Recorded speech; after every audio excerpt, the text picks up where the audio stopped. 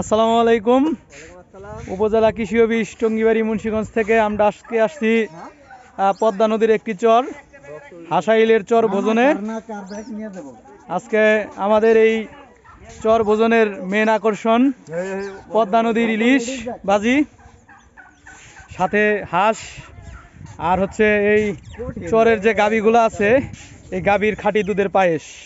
আজকে আমাদের এই চর ভোজনের মেনুগুলো আমরা উপজেলা কৃষি অফিস টঙ্গিবাড়ির সকল স্টাফ আসছি। আমাদের ওই পাশে রান্না বান্না চলছে। আমরা যে বাড়িটায় আসছি এটা মিয়াবাড়ি নামে খ্যাত, তো এই এলাকায় এটা মিয়াবাড়ি নামেই সবাই চিনে থাকে। আমাদের রবিউল ভাইয়া সে পাট নিচ্ছে ছবি ওঠার জন্যে, আর তাকে ছবি উঠিয়ে দিচ্ছে সিয়াম সাহেব।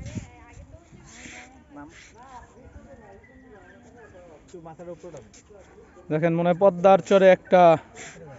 পদ্মার চরের মাঝখানে একটা সুন্দর একটা রাজ্য। এখানে এসে মনে হয় না যে আমরা পদ্মা নদীর চরে আছি।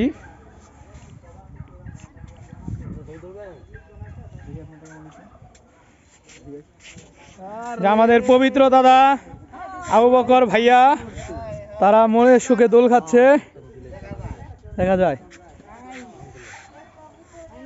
দেখেন, বাড়িটা অনেক সুন্দর।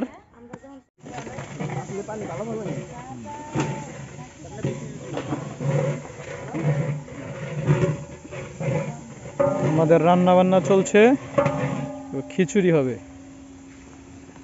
তার কি মুরগি। এই মিয়া বাড়ির মালিক যিনি, উনি হচ্ছেন আমেরিকান প্রবাসী। আর মনের মাধুর্য দিয়ে তিনি এই বাড়িটি সাজিয়েছেন। পাখি আছে, চিড়িয়াখানা, হরিণ রাখা আছে।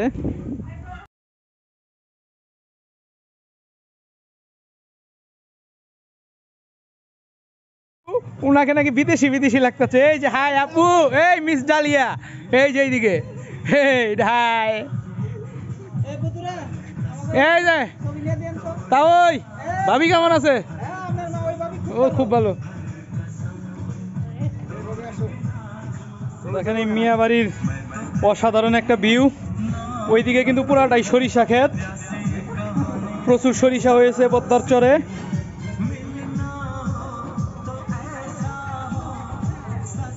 আমি এখন আছি তৃতীয় তলায়। এই দ্বিতীয় আর তৃতীয় তলা মূলত টিনের ঘর করা হয়েছে, অবশ্য নিচতলা কিন্তু বিল্ডিং।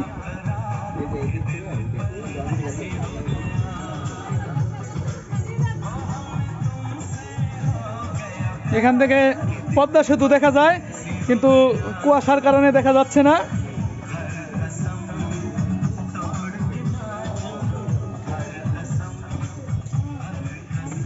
আমি এখন আছি তৃতীয় তলার খাস কামরায়।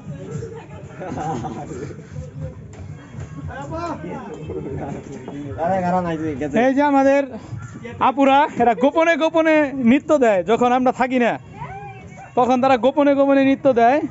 আমি অবশ্য তাদের নৃত্য দেখে ফেলেছি। এই যে আমার তালই সাপ, হ্যাঁ সেই আছে তালই, নাচ দেন একটা। কেমন লাগছে? খুবই ভালো লাগছে। আপনার মা ওই ছাড়া কি আর ভালো লাগে? এই আপুরা, কেমন লাগছে আপনাদের? খুব ভালো। চারিদিকে শুধু ওয়াও ওয়াও ওয়াও।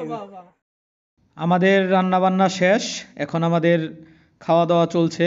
খাওয়া দাওয়ার পর আজকের প্রোগ্রামের পরবর্তী অংশ শুরু হবে, খেলাধুলা, রেফেল ড্র, এবং সবশেষে রয়েছে সাংস্কৃতিক অনুষ্ঠান, যা আগামী ভিডিওগুলোতে পরপর দেখাবো।